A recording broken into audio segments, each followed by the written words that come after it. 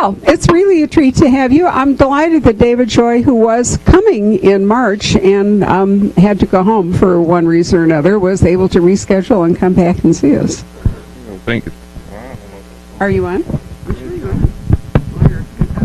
Well, yeah, thanks for having me. It's one of my favorite stores. And to John, I was joking earlier, if you got to ride somebody's coattails into a store, it pays if they got big coattails, especially if you got big feet. So thanks for John for letting me horn in. Do you think there might be more people here tonight than if you'd come in March? I do believe that. I'm used to walking into empty stores, and drinking beer with booksellers, which is fun too. I'm sorry, we're going out for wine afterward, but you can have a beer. Unfortunately, the place we're going does not sell Kilt Lifter. Do all of you know about the local craft beer called Kilt Lifter? Right. I always feel that people order it just for the name. It's kind of like the guys all want to stay at the Hotel Valley Ho, so when they can go home, they can say, I went to the Ho. But that doesn't work as well for women, right? Anyway, this is your second book called The Way to the World, and your first book was? Where All Light Tends to Go. And it was nominated for an Edgar. It was such a great book. Yeah.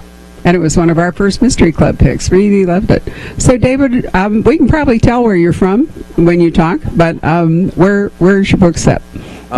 Set in Jackson County, North Carolina, which is where I live. You have to hold that up or they can't hear you. Jackson County, North Carolina, which is, you might know Asheville. So it's about an hour west of Asheville. Right, Tennessee, South Carolina, Georgia all come together at the tip. We're kind of right there, but all my work is set there where I live. Your voice is actually more a Tennessee voice to me than it is in North Carolina. Is that because you're sort of close? I don't know. I mean, it's not a deep South drawl. It's more a mountain twang. Yeah. I say that because I lived there for a long time. I lived in Oak Ridge and in Knoxville for some years, so I kind of got used to it. Mountain voice, right? It's not a New York voice. There, it's not a New York voice. So, in your new book, you've got two guys, and they're not good guys, but on the other hand, they're not really bad guys. And I was thinking about you when I was looking at a book called Hillbilly Elegy. Some of you may have heard about or read about. There's been a lot of discussion recently about, there's the Rust Belt in the Midwest and there's the old mills in the Northeast that, are being repurposed. We had an author here talking about that the other day. What good things might be happening in the mountain area or none? I think there's a lot of good things happening. There's not industry. J.D. Vance is writing about something that people where I live know nothing about. One thing, people in Appalachia hate that book. He makes very sweeping, broad generalizations that for the most part are inaccurate and perpetuate a stereotype that has been made about the region where I live for a very long time. The other problem is that he's talking specifically about the coal fields of Kentucky and West Virginia. Well, people where I live don't know anything about coal. The biggest environmental issue we've ever faced is unrestricted land development, and so I think Appalachia is it's a giant region. It stretches from Mississippi to the top of New York. But as far as similarities, there's extreme poverty where I live, right alongside working class, middle class people. Third homeowners who have moved there from Florida.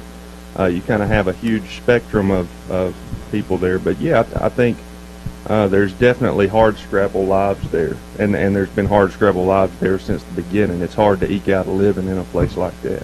At the same time, North Carolina has been a big retirement down, maybe not in the mountains, but other parts of North Carolina has drawn an enormous retirement community. So it's a very mixed state, right? Yeah, well, in Jackson County's got some of the highest end gated golf courses. It's got 3 of the top 10 golf courses in America.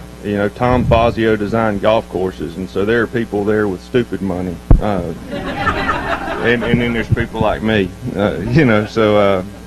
There's the High Hampton Inn. I do know. In Wade Hampton, Chattooga Club, Mountaintop. And Pinehurst. Yeah, well, Pinehurst, right. East, yeah. I know for a fact that my brother a 7-year later than I surprise for my parents is attributable entirely to a golf victory at Pinehurst. Or so I was told, family lore. But I've been down there and played. It's wonderful. You want to chime in? We're ignoring you. Got questions you want to ask David about his part of the country, or we're just going to wait your turn? Well, I'm sort of waiting my turn, but I agree with everything you said so far, so there was no reason to butt in. But you will feel free to rebut as soon as you... What I mean is that I come from the middle of the country, and I've spent a good part of my career, one way or the other, outside of big cities, although I work for big city newspapers.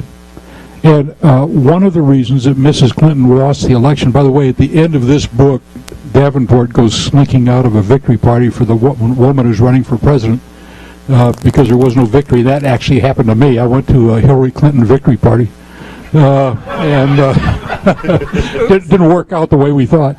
But at any rate, the reason that Hillary lost is because the people who live in those small towns in the middle of the country can smell the disdain coming off the Democrats like a bad smell, and it's not even the policies. I mean, I don't think that a lot of those people in the middle of the country would ever want to lose Medicare, or really would care if they got rid of Obamacare and all the rest of it. But what they don't like is that thing about Barack Obama said that thing about they cling to their religion and their guns. Well, why shouldn't they cling to their religion? It's been with them all their lives. Why shouldn't they? And they hear that kind of thing, and they know that those people are just not talking to them, and that's why Hillary lost Wisconsin, Michigan, Pennsylvania, Ohio, and it just. And then I read the New York Times every day because I'm an old media guy. I read the Wall Street Journal every day too, and the New York Times still doesn't understand what happened. They still don't understand the disdain that comes off of people. There was a guy a few years ago who wrote a book about, it was called What's Wrong with Kansas, which is essentially like the Hillbilly Elegy in a way. And he couldn't understand why Kansans would vote against their own economic well-being, by which he meant welfare. And her answer is they don't want welfare. And I mean, taking welfare is a disgrace. And they don't want it. And he didn't understand that. He thought, you ought to be out there, voting for every ounce of welfare you can get, and he just and the New York Times still doesn't understand that there are people in the country that don't like that. And so the other thing I was going to say is that David is very much like one of the characters in my book, except he doesn't kill people, as far as I know. Well, he does, but not directly. My book is set in Tennessee and northern Alabama, and then it runs down to Texas. And there's a scene down in Biloxi, and it deals with a lot of people who kind of come from that. I don't know what you'd call it. You'd call it kind of like the along the fall line of the Appalachian Mountains as they go into the south, which is a very interesting part of the country. And what he said about wide sweeping statements is absolutely true. You just can't make wide sweeping statements about any of that country because it's ridiculous if you actually travel there and look at it. It's just stupid. And when I sponsored a dig in Israel for several years in the Jordan River Valley, and a lot of the people that came over the dig there were fundamentalist Christians. And for all the things that are said about fundamentalist Christians, taken as individuals, they are the nicest people in the world. And if they want to cling to that niceness, that's fine with me. He set me off on one of my rants because this is this is something this really bothers me, because I'm pretty much of a political centrist, but if I had to choose a side, I'd lean toward the liberal side of things, and it's just very discouraging to see people, to see places like the New York Times who just don't understand what's happening between Harlem and Pasadena. They just don't understand any of that country or the South, and they ought to send some people there to take a look. If you ran this bookstore, you would know that the only thing you can see out of New York City is Los Angeles. I'm serious. It took me almost 20 years to create, the idea that Phoenix was a reasonable place to send authors and that you people would turn out to support them. So, it's not just politics that blind them. However, my purpose was actually to create a bridge between the two books to talk about, because in David's book, what he has is some kind of regular guys, maybe, who don't always do some maybe not such good things because they don't have all the things that they would like or need. They have some broken dreams, and John's got some actually truly deliberately bad guys in his book. So it's a difference, I think, in the way that you write about them. So tell us a little bit about your two guys and what's going on with them. Well, I've got two addicts, and the story's really about addiction and about post-traumatic stress. All three characters are suffering from some form or another of post-traumatic stress. I guess where my novels probably differ from a lot of people is that I don't write the typical good guy. A lot of people can't find the good guy in my work, or they can't relate. What I'm interested in as a writer is trying to go to the darkest places imaginable and trying to find some aspect of humanity. And so, I write about the types of people that I grew up with. People who stole because they had to, people who drank because it got them out of their head for a little while, people who knew $20 wouldn't keep the lights on, but it'd take you out of this world for just a little while. And so those are the types of characters that I tend to write, and those are the types of characters in this book. And I'm at the end of the day, there's some really bad decisions made in this book, but I think the hope is that people recognize some aspect of humanity in them. So really the challenge for you is to write these characters but create enough empathy or sympathy in the reader that we want to follow them and hope for a good result for them. Yeah, George Saunders said that fiction should serve as empathy's training wheels, and I think he's right. And I think we live in a world where that's more important than ever. But there are very few things aside from art that allow you to walk in somebody else's shoes. Fiction allows you to do that, and so for me as a writer, that's part of what I'm interested in doing. I'll never go to Nigeria, and I'll never know what it's like to grow up in Nigeria, but I can read Chigozie Obiama's The Fisherman, and I can try to understand it a little better. And I think that interests me as a reader, but definitely interests me as an artist. So you don't, as you're working your way along as a professional writer, you're probably not writing a series, but you're going to be writing about different characters in different difficult situations. Yeah. Both of these novels are standalones. The book I just finished is a standalone. The book I'm working on is a standalone. But because it all takes place in Jackson County, you kind of see people moving around in the background, and if you follow the books, you know who they are, because that's just how it works to live in a place with 30,000 people in a county. So Jackson County is really the unifying or the spine of what you're going to be writing about, rather than a particular set of characters. Yeah, that Eudora Welty idea of one place understood helps us understand all places better. That's such a rich environment, and I know it so well, and I don't know anything else. I can't write about Boston. So some people can. I think of a writer like Asa Atkins. Asa Atkins writes very authentically about Mississippi, where he lives, and he writes very authentically about Boston. It's probably because he's a hell of a lot smarter than I am. I know one thing. He moves around a lot. I don't think it's about smart. I think it's just travel. So, Lucas, I thought that one of the things I like the best about this book is that Lucas does some introspection about who he is and what it is he wants to do. He and Weather actually have some conversations about it. Well, one of the ways that my books are different than David's is they're set up as entertainments to begin with. I'm not as literary as he is, and so the books are set up as entertainments, and the characters are not are not real in the sense that there's somebody you're going to walk out in the street and see.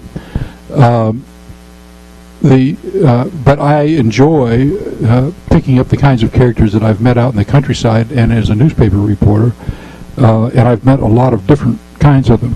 And when I said that David is like one of the characters in my book, there are 4 bad people in my book, but they're not all on the same side. What gets this story started is that as an armored car hold-up man, a guy who holds up places for large amounts of money, armored cars, banks, places like that, and his partner, an old friend of his, knock over a cartel bank, and they steal $7 million from a Central American cartel. So the cartel sends 2 killers after them to get the money back. Davenport goes after them because they killed 5 people, including a 6-year-old girl, during the robbery. And so, but the characters themselves, Garpool and his partner, his partner is a full-time farmer in northern Alabama and actually runs a farm that makes money and all that kind of stuff, but he is a setup man on the side, and Gar is just a hold-up guy, but he also used to play in a country band. He makes money by reworking guitars. He carves the tops of electric guitars and paints them, and he does that and doesn't make a lot of money at it, but he likes doing it. So he plays a little music, and he's got a pretty loyal girlfriend, and he's got a pretty royal relationship with this guy. So there are parts of him that are very likable in that kind of southern masculine way, but there's also a mean streak that allows him to shoot a 6-year-old girl in the head because she could be a witness. And so he's a complicated character. He's not just one thing. And Davenport is absolutely ruthless in chasing him down because Lucas and Weather and other people who know him, Davenport just decides that he doesn't want to fool around with the bureaucracy anymore and do that kind of stuff. He just wants to hunt people because that's what he really likes to do. And that's what he enjoys doing, and he knows it's ugly, but that's just what he is. And so this book is largely a chase, and it's got some interesting aspects to it, which you're going to have to read about. But it's got some of the kind of characters that David deals with, but I treat them in a somewhat different way. So have we mentioned that Lucas has a new job? As you know, you followed his career, but I love this one because actually now his remit is all over the United States. Yeah, he has become a deputy U.S. Marshal. He got pushed out of the Bureau of Criminal Apprehension in Minnesota because he just couldn't get along with the bureaucrats anymore. And what he did is, this is kind of a politically fixed job, and he got this appointment that pretty much allows him to do what he wants, and he does have this marshal's badge, which allows him pretty much to go any place he wants. The marshal service is kind of obscure in the United States anymore, but what they do a lot of is they move prisoners around, they guard courtrooms, and they do that kind of stuff, but they also are a full law enforcement agency, sort of parallel to the FBI, but without the investigation, I guess, capabilities of the FBI. The closest parallel would probably be the Texas Rangers. Marshals, don't they run the witness protection program yes, too? and they run the witness protection program, but the problem with that is that, as a dramatic thing, is it's passive. They stick a guy out there in the witness protection thing, and then nothing happens, hopefully. And that makes it hard to write a book about. Certainly hard to write a Sandford book about it. I mean, it was really, I thought, very intriguing to read about Lucas, to try and Weather discussing the fact that basically he's a hunter. He's not a bureaucrat. He's not like a sheriff or really a policeman. He just likes to hunt people. And so the marshal's really a great job for him. Gives him Not Yeah, only well, not only can he go hunting, but he has a big territory he can work. It isn't just Minnesota anymore. Because Right. that's the hitch with a lawman. He has to actually have the ability to do something. Well, one of the things that Lucas always liked about his previous jobs is he could understand them, because you can understand Minneapolis, and once you understand Minneapolis, and you kind of know where the bad guys are. I mean, you can always find a connection to some bad guys somehow if you know Minneapolis well enough. Then he moved to the state level, and in the course of moving to the state level, he developed a database of bad guys that he could talk to. So he had at least one or two of them in every rural county out there in Minnesota, so he could always talk to somebody who would know something that was going on, or could give him a lead to something, or say this doesn't really have anything to do with it, tell him something. But now, as a federal marshal, he realizes it's just been thrown in the ocean. He doesn't have any place he can go to talk to somebody to ask him, what about this guy? Because there are just too many. He's just been thrown in the ocean. But that makes it, what that does for me as a writer is it gives me a guy who is pretty much out there by himself now. He's not running a crew of people, really, although he picks up a couple of agents to help him along in this book. But I had a feeling that it was getting to the point where Lucas was directing too much traffic rather than doing investigations in the other books. So now that's changed a little bit in the upcoming books. And he's frustrated. I mean, that was an interesting part, too. He's frustrated with working in this new federal system, because he's basically a lone wolf. He's not just a hunter, but he's the loner. So the good news is for all of us that because he's now doing that, you probably don't have to kill off Weather and the kids. Nope. He's threatened to do it more than once. I've tried to do it, now I've just decided to ignore them. It's like the beginning of every book, Davenport will kiss Weather goodbye and walk out the door, and that's the last you see of them. So so I'm not going to have to knock her off now. You think I'm kidding, but we actually had that discussion. And I'll tell you, like James Lee Burke, I think, has killed either 2 or 3 of Robichaux's wives. I mean, they've dropped dead regularly. So So now that you've listened to this, you see that your particular story structure is not going to give you the same set of problems, right?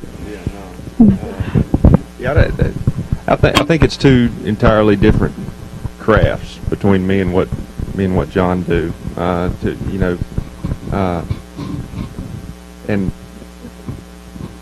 I don't know what else to say other than that. I think I approach a book in an entirely different fashion. Which is good.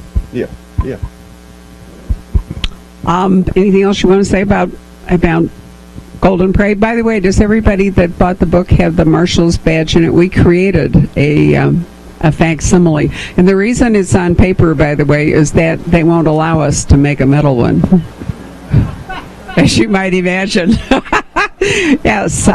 So anyhow, but we thought it was sort of fun, and I meant to ask you.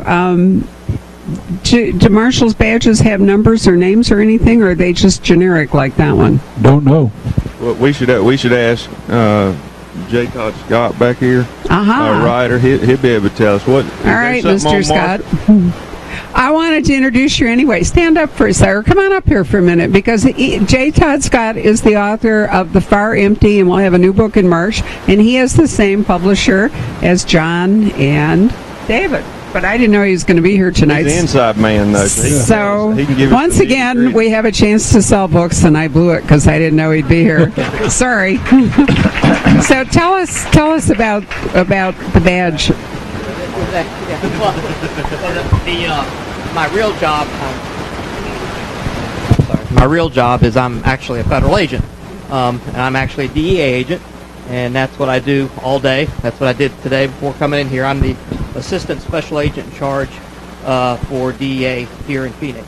I run 9 enforcement groups, have about 100 agents who work for me, and I've been an agent for 23 years now. And so, Did you know that there's another DEA agent down in Texas? I think down in the Big Bend country, who's got a book coming out from Putnam next year. Yeah, that's me. Was that? That is me. You're not. I got transferred here about a year ago, but when I started writing my novels, I was in Texas, and I was writing in the Big Bend. Oh, okay. That's a hell of a book. Thank you, sir. I'm serious. You write like James Lee Burke. Thank you. And but that's a long book. Yes, sir. That thing must be 200,000 words long or something. Dave and I joke we know each other. We've gotten to know each other over the last year. He's been a big help, a big friend to me because I'm very, very new to all of this. My first book event was a year ago here at the Poisoned Pen, and I just came here to be a friend to other authors. But I write really long books, and so. Right. Now, I'm going to give you a little tip. Next time you think you want to show up for an event, tell me first, and then we would actually have copies, more than one, of The Far Empty to sell. Yes, but please get it. Quick, there'll be a rush. But to answer your question, the only reason I'm up here, because I don't want to take their time, is I know from the FBI and the DEA badges are numbered. Mine is 5259. This was the badge that was given to me when I was a brand new agent. I've had it since then. And I also have credentials. I have my picture on them, and those also have numbers, 5725. So in theory, we could have made Lucas's badge with a number on it. I don't think they've got numbers on them. I'll tell you what happened with the. I was thinking about doing the DEA, but then I did. But DEA is too focused. I wanted Lucas to have a general thing, but so I called up the Marshal Service, and they told me to take a hike. I mean, I called them in Washington, and I'd say, all I want to do is to talk to somebody for 15 minutes.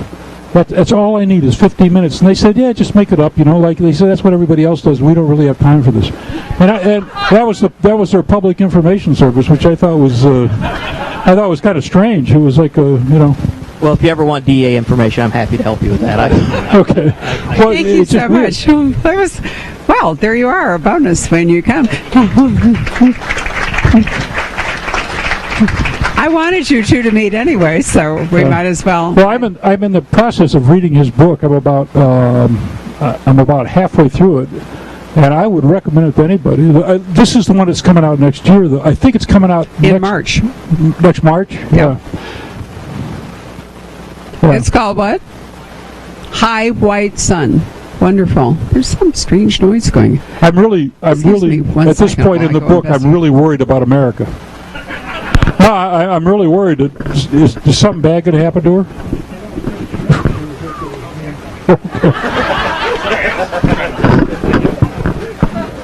Sorry. We had a little. He's trying to monitor the sound for the live stream while we're talking, and so that's what you were hearing. Thought he might be back there having a little jam session of his own. Who knew? One of the things, as long as we're talking about rednecks, I once paddled a canoe down the Mississippi River from top to bottom by myself, and all the way along the way, I would run into these people, who live on the river and essentially work these jobs that are not going anyplace. I mean, I once fell in with a bunch of guys who, and I actually mentioned them in this book. They're shovel operators. They said when they said shovel, they meant the kind with a blade on the end and a handle, and they worked for the railroad, and they were doing all right. But I mean, like if they get fired, they're screwed. There's no place to go, and there's. They're just that is such rich territory, but right now things are really starting to get kind of ugly, and it gives you a great feeling of unease because so many of those people are really nice people. They're really good people, and I don't know what's going to happen. In Minnesota years ago, we had a governor named Rudy Perpich who came from the Iron Range, which is an area up in northern Minnesota that used to be old mountains but are now pretty flat. But the distinguishing characteristics are large holes in the ground because there used to be iron deposits up there. The problem is that the iron ore isn't rich enough to compete with anything, and so the area was dying. And Rudy Perpich came from up there, Governor Perpich, and he told me once, that's not my phone, thank God. At any rate, he told me that the only thing you could do with the Iron Range was it's like hospice care. You just tried to give them what you could because the area was going to die and there wasn't a damn thing you could do about it. And I'm wondering if that's the attitude that most of America takes toward the middle part of the country. But it's dying and there's nothing you can do about it. I think at the end of the day, people where I come from, will find somewhere or another to survive. I was reading this thing I think it's in the New Yorker recently, but it's about all these millionaires that have been preparing for the end days, and they're spending all this money to become preppers. And it was comical to me.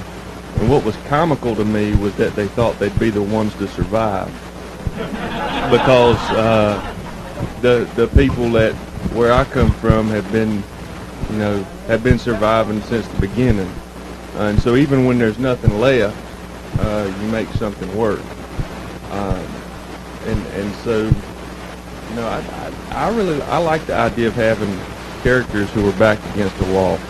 If you had a dog in the room and you backed him against the wall, one of two things is going to happen, and that type of volatility, I think, is interesting from a writing standpoint. So I like writing about those. I could add something from Saturday. Jennifer McMahon was here, and she lives in Vermont, and was talking to us about the old mill towns. And what they're doing is they had a choice. They could try to bring retail back in, to try to revitalize some of these downtown districts and so forth. But instead, they've decided to go with a cultural option. And it was also true last night. Ann Cleves, who lives in Northumbria, which is the Rust Belt or the old manufacturing belt of England. And what they're doing is they are establishing museums that are a big draw so that people will come in to visit. They've built an astonishing library that brings enormous number of visitors, concert hall, music, all kinds of things. So that rather than trying to revitalize Main Street, what they're doing is trying to create attractions. I suppose it's not any different than like Cooperstown and the Baseball Museum, if you really think about it.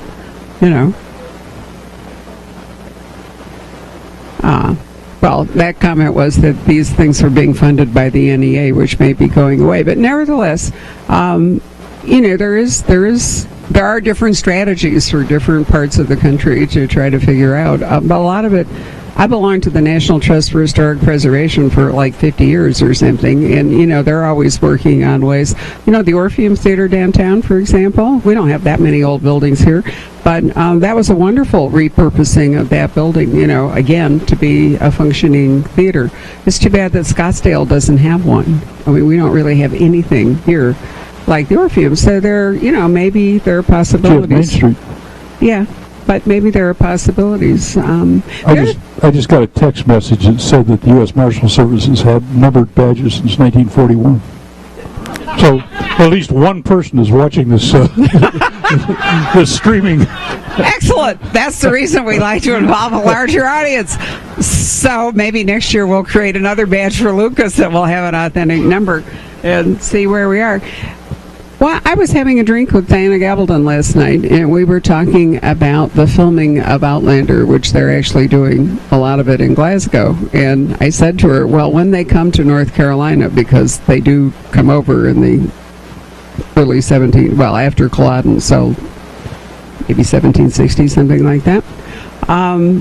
They came in part and settled there because it was like home. The mountains look like home, and they brought their crafts with them. White lightning, booze, distilling, that's the Scots, a very big trade there, but also weaving and, all kinds of things. Crafts and ways to live off the land that worked in Scotland, which is a pretty hostile climate and often a hostile environment. And so therefore it's kind of been perpetuated in where you are. Yeah, does anybody watch CBS Sunday Morning? Did you see this Sunday they had a really nice special about Apple Shop? Which I don't know if anybody knows what Apple Shop is or not, but it was originally kind of came out of the war on poverty. But it's been a tremendous project that worked to document Appalachia since that time period, and it was always an arts movement. It's primarily funded by the NEA, but it's still going on. But yeah, I think there are a lot of terrific movements, Apple Shop being one, something like Hyman Settlement School being another, that are working to not only preserve what has always been there, but to also instill that within the people that are growing up in that place now.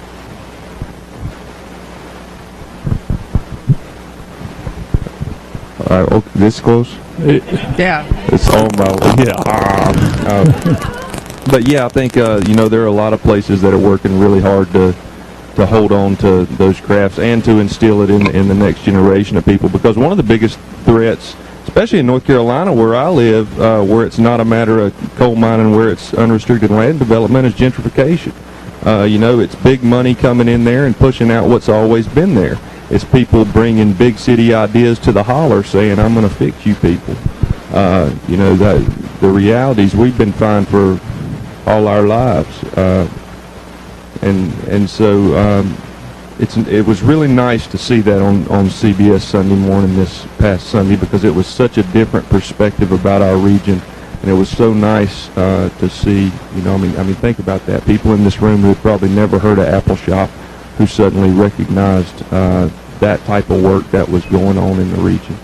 Well, it's a tremendous musical tradition, and ballads. And any of you remember Sharon Racum's wonderful ballad Mysteries? And she wrote very beautifully about the region. But I was thinking, when he said gentrification, you've come to Santa Fe now that it's happened. But places like Aspen, Colorado, and Santa Fe have been gentrified right out of the reach of many of the people who live there.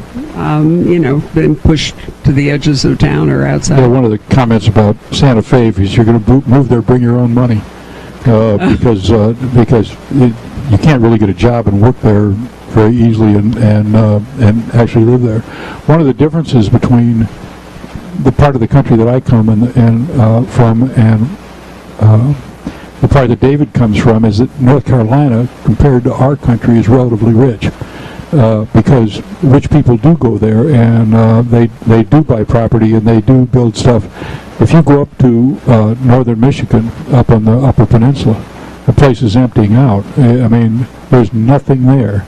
They're not going to build a museum because there's nobody to go to it. It's 500 miles or 600 miles from the Wisconsin border to the east side of the peninsula, and you can drive across there and you can see 40 cars on the main highway. It's empty. And the same thing for large parts of northern Minnesota.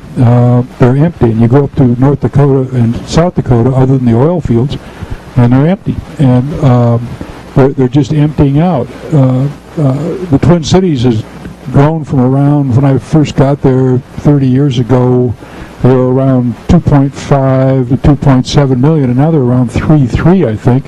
Those are farmers. The 600,000 people are the people who came from the plains and moved off there, because the plains are emptying out. And they're not going to build museums, and they're not going to do playhouses. They're not going to do any of that stuff out there, because there are places out there where you could you can go out there and shoot your machine gun as much as you want. You're not going to hurt anybody because there's nobody else there. I'm going to go to Wichita and talk about this in a couple of days and see what the people there have to say. But I guess I'm just not. David is quite a bit younger and more hopeful than I am. I'm sort of bummed out about the whole thing. Well, actually, the issues he's talking about, since you read the New York Times and so do I, and the Wall Street Journal, is happening in China. It's happening all over the world. Do you know that rural populations are not able to sustain themselves, and so they're moving more towards cities? And well, the collapse gets very complicated, because you have a situation in which the downtown area gets wrecked by a Walmart, and then Walmart gets wrecked by Amazon, and all those jobs go away. And because they don't have the jobs and the people start to leave, the school districts have to consolidate just to pay for a school.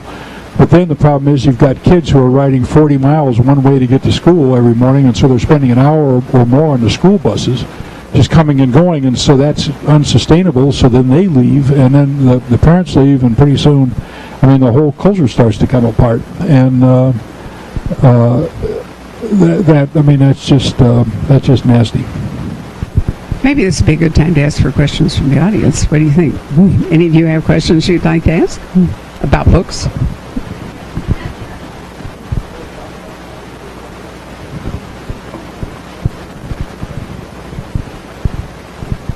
I start with image. So typically I have a very specific image that just won't leave my head, and trying to figure out who these people are, why they're there. That's the way everything I've ever written has started. With that first novel, I had an image of a kid standing over a pig that he'd killed, and I knew his father was there. I knew that the kid wasn't really cut out for what his father was asking him to do, and so I knew certain things. And so for me, it's always image-driven. I know nothing going into it. I was with a writer recently named Julia Frank. She wrote a novel called Over the Plain Houses, but she said I always know the ending first, and then I try to figure out how that happened. And I told her, I said, if I knew the ending, I wouldn't write the book. And I wouldn't. With Where All Light Tends to Go, I didn't know what happened till I got till the end of that book, till the last page. And I think with this last book, I reached a place. I think you reach a place in a manuscript where you build a lot of momentum. And I was getting to the end, and when you've got that kind of momentum, you can see pretty large chunks ahead of time. And I was close enough to the end that I could kind of see the ending. And then I had to go to France, and it ruined me because I knew the ending. And when I got back home, it was like, well, what the hell I need to finish it for? I know it. One comment. The question was, how did they go about writing their books? And I also start out without knowing too much about how the process of the book is going to go, but I have an advantage. The kind of book that David writes, it kind of grows organically out of an image or a scene or a situation. With mine, as series books, I know that Davenport's not going to get killed in the end. I know that we're going to start off with a crime that's important enough to attract his attention as a cop. So I've got that structure there. I know that as a because I've got, and I know that he's going to win in the end, or at least he's going to tie. That it's some way that, given the original crime, that justice will be served at the end, and it's not always perfect, and sometimes it's not even very good. But there will be something like that happening, and because I have that kind of a structure going, what I basically have to do is I have to come up with a credible villain, and I'm not sure in David's book if he really would have a thing like what I call a villain. And I'm not sure, in your book you've got some bad guys, but they're so complicated that Earl is an extremely complicated man, and like he's a member of the Aryan Brotherhood of Texas, and but he's talking to the cops. I don't want to give away too much, but I mean, he's talking to everybody, but he is a giant asshole, and that is inescapable. But the thing is, it's more complicated than that, and it's always more complicated. And that's the kind of characters I try to develop. Then in the Virgil Flowers books, which are considerably lighter, I know going in that I'm not going to be able to have generally the kind of ugliness that I have in the Davenport books. So I've got some structure going in. I'm not just drawing them like David does. That's writing books is hard no matter how you do it, but writing standalone books is harder. So I wanted to ask you this, and I don't want you to tell us the outcome, but did you know what was going to happen to the two tigers when we started out with Extreme Neil Escape Plus? My editor, Neil Nyra, knew. He knew as soon as he started reading the book what was going to happen at the end with of the it. Tigers? I have to And say, he told me that. it really worried me all the way through the book, and I'm not saying anything more about it. I was just going to remind you, some of you might have been here, because John's books are often filled with knotty problems. And one glorious night when he was here, he was working on the forthcoming book, so he told us all about it. I kept trying to shut him up because you guys were not going to want to come back and read it after he told. But it was interesting because you were so busy thinking it through. But you work on a really tight schedule because you're putting out 2 books a year, so he doesn't have very much time. The next Virgil Flower books is going to be tough to talk about because it's a mystery, and it's the first mystery I've written as a Virgil Flowers book. And so I can't tell you anything about the middle of the book because then you'd be able to figure it out. I don't think you're going to be able to figure it out until I let you know who the bad guy is, because there are a lot of possibilities. Agatha Christie meets Virgil Flowers. I love it. All right. Yes, sir.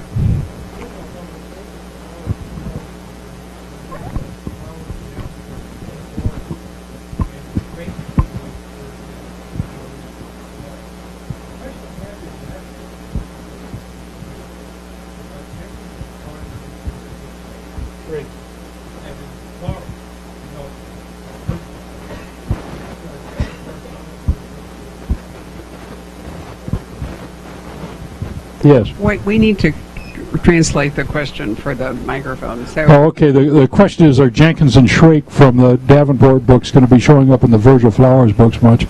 And the answer to that is yes, because I really do like them as characters. They're actually named after Dan Jenkins and Bud Shrake, who were sports writers for Sports Illustrated and come out of Texas. And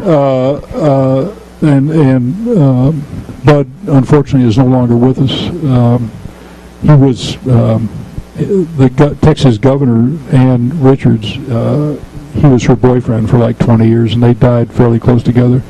And Dan Jenkins, who's probably smoked more cigarettes and drunk more martinis than anybody on the face of the earth, still is with us in his middle 80s, and he's still writing really outrageous books. But Jenkins and Shrake will be around. Yep. Back here. Before we got to you. Yes, over there. You, sir.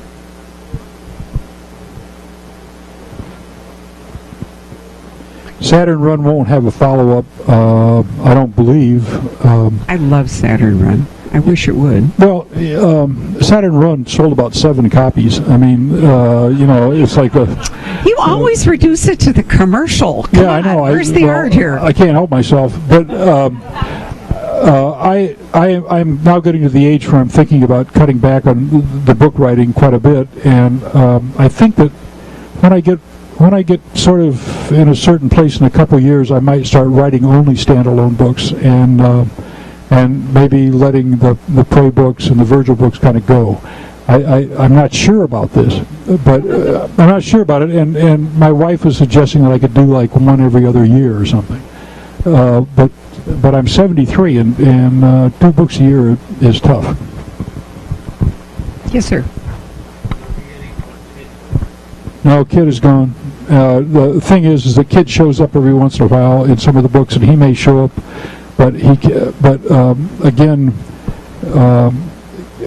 one of the things is the technology has simply gotten away from me, and I used to know the technology back when I started with Kid, but I mean that was 30 years ago, and that was at a point where you were still typing funny letters up in the corner of your computer screen, and now people have supercomputers in their pockets, and I've lost it.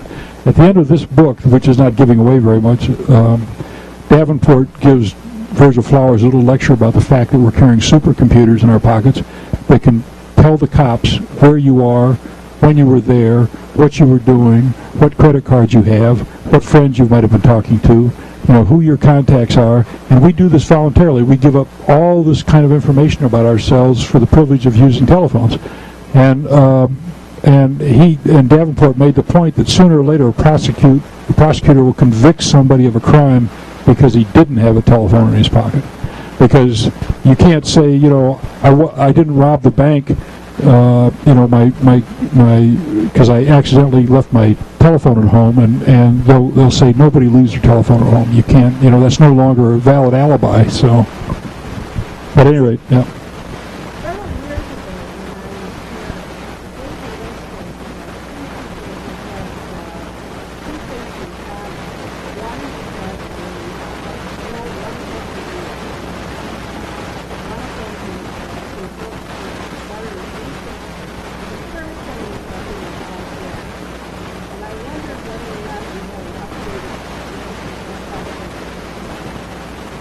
I don't have an updated list other than to say that I'm not dead yet.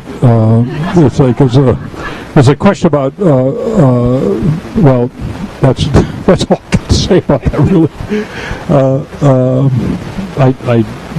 That sounds like a good list still. So John's a voracious reader. He's also a book critic, and he runs are you still running your book club on your website? no. No. But you did for a while. Yeah, That was yeah, great. it did, but it dragged me down. So Took too much time. Okay.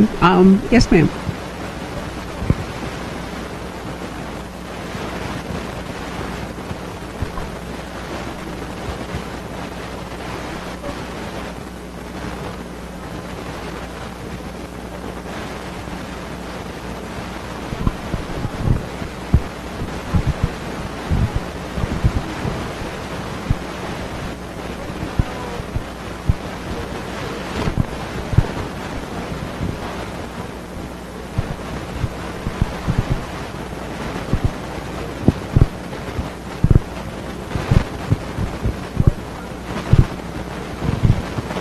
You have to synthesize that question.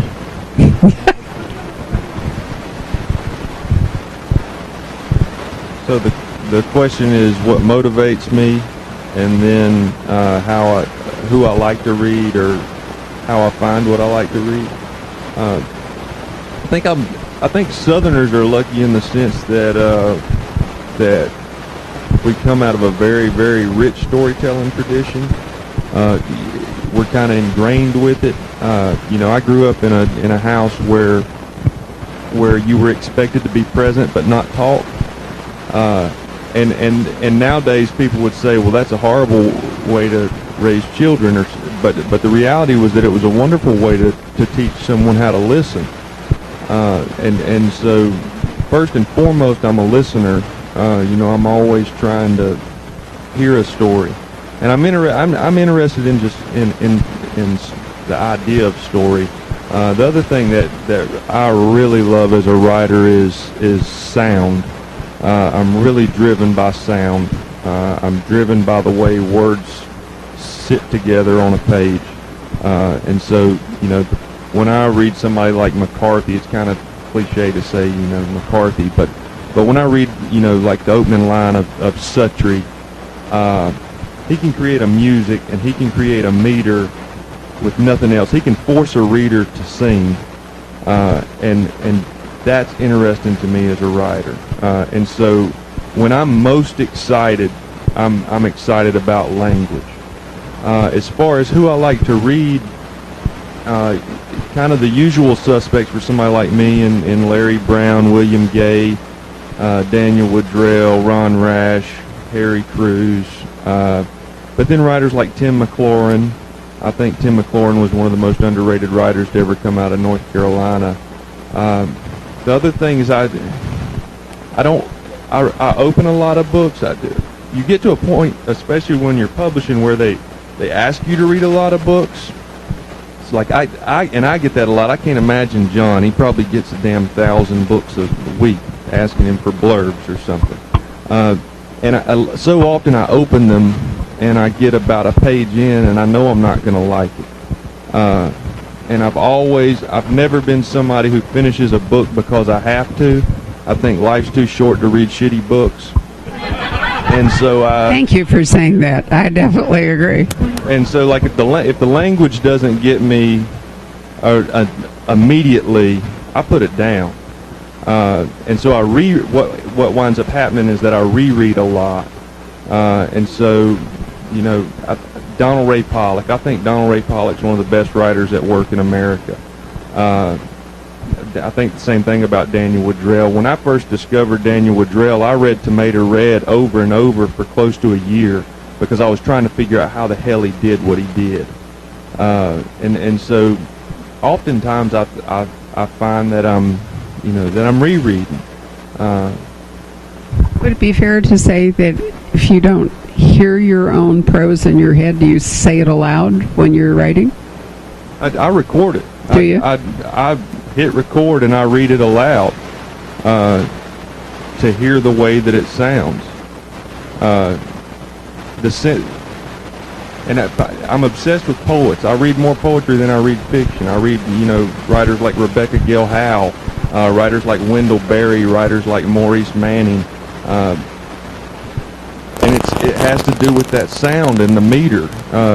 my sentences are oftentimes metered, whether somebody recognizes it or not. But the opening line of this one, Aiden McCall was 12 years old. The one time he heard "I love you," that's a metered sentence. The average reader's not going to read it like that. They won't even recognize it. But to me, it's important. Way in the back.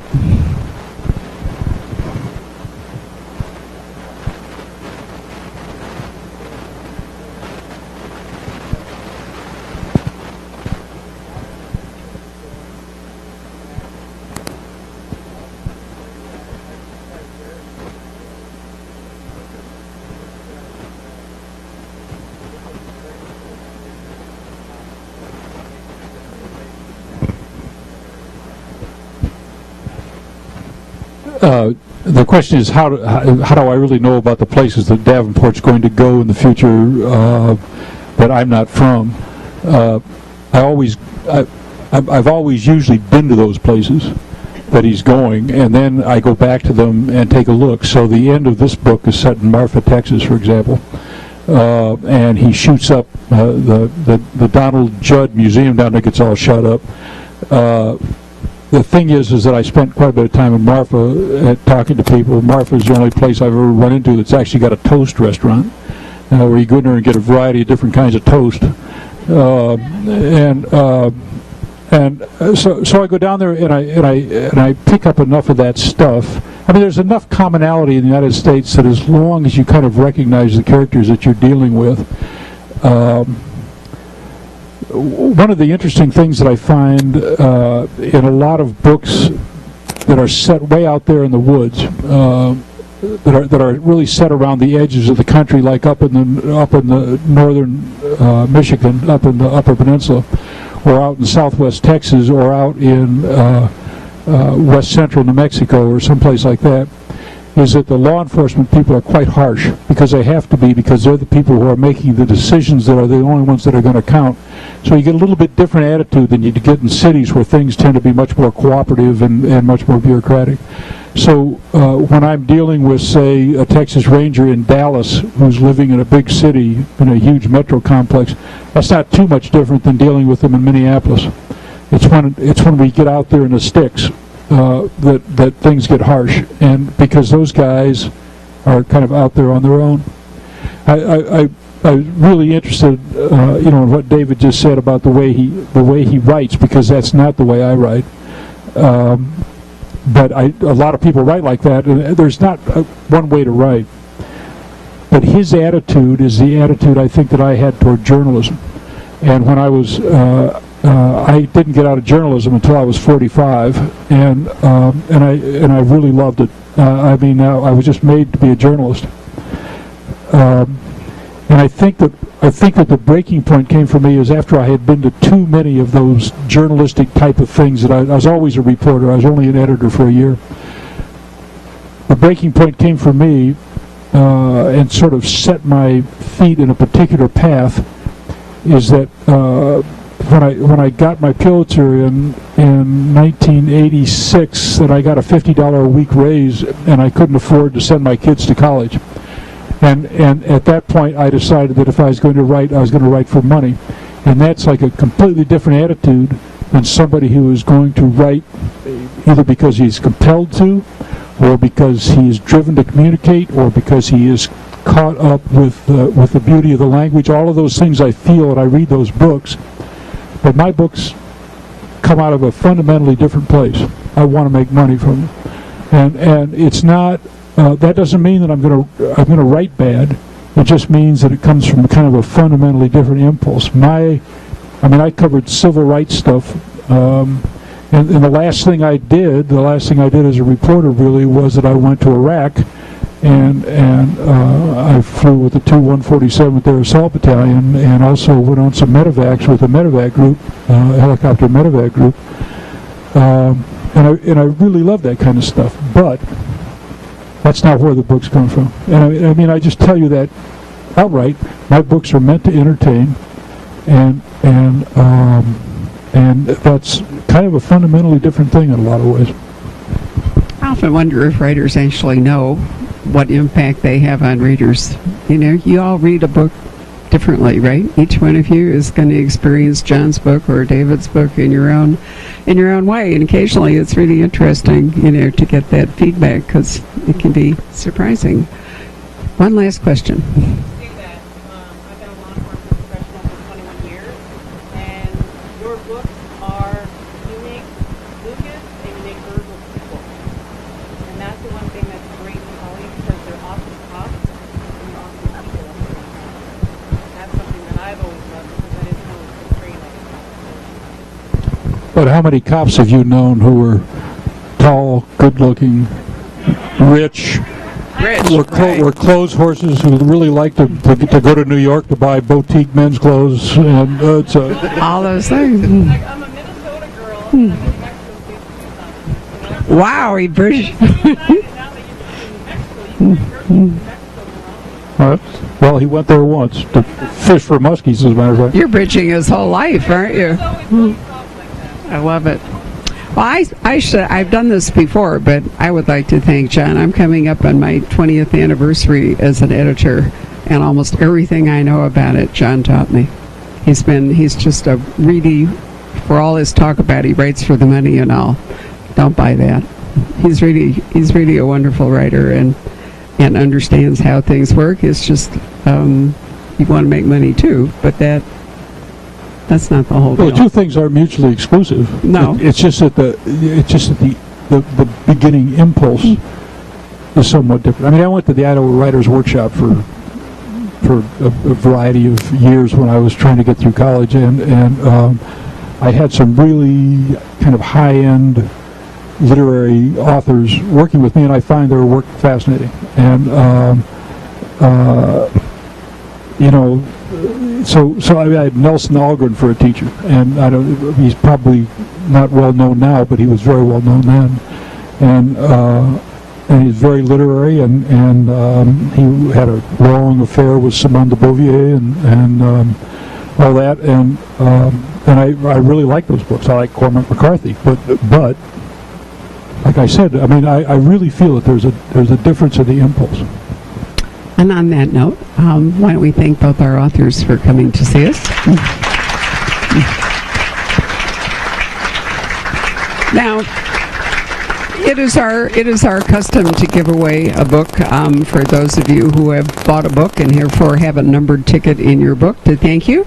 And since a lot of our discussion tonight has been about landscape, I want to give away the new mystery by Keith McCafferty, who writes about Montana very much the way you write about where you are. I absolutely love his books, and this is called Cold Hearted River. Now, I have a selfish motivation in that he always ties me a fly that appears in, because this guy is a fisherman, so I have a whole row of these beautiful tired flies under domes that come with Keith. But I do think he writes fabulously about Montana and how Montana has shaped people. He's also an editor for Outdoor Magazine, so he knows a lot about what he's writing about.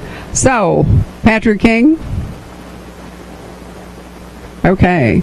David Joy, would you pick a number between 1 and 60, and we are going to give this book away, and then we have another book to give away, too. Thank you. Oh, that's for John. Okay. Go 33. 33. Oh, look at you. You came all the way from the west side. You get to go home with an extra treat. Okay. Now, a wonderful author named Elliot Pattison, who also writes about landscape, only his landscape is Tibet. And everything that you might want to, well, everything that I know currently about what's going on with Tibet and its clashes with China and so forth, I have not learned from newspapers, but rather from reading this guy. It's the signed first edition, and this one is called Beautiful Ghosts. He gave us 4 books to give away to you, and I thought that was a really generous thing to do. He won the Edgar for Skull Mantra, his first book some years ago. You would love these. Have you read him? You would love him too. Both you guys would really think he's terrific. Anyway, would you pick a number between 1 and 60 that isn't 33? Oh. Well, if he's not here, he can't win, so try again. Nobody in the world will. Right. How about 14? Oh, 14. You got bad luck. No, these are people who didn't turn up tonight. Oh, okay.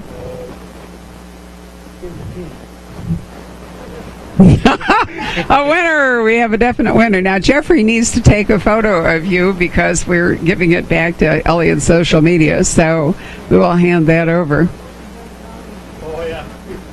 You were one of your books, you were in Dunn County, and, yeah, you were in something. And you were, talking about the Dunn County Sheriff. Okay, so the Dunn County Sheriff that appeared in a Davenport book is the brother of this gentleman who just won, Elliot Pattison. Ladies and gentlemen, please give our authors a round of applause. I probably already asked you to do that. I've lost my place. And I want to thank all of you for being such a wonderful audience and so interested. At this point, if you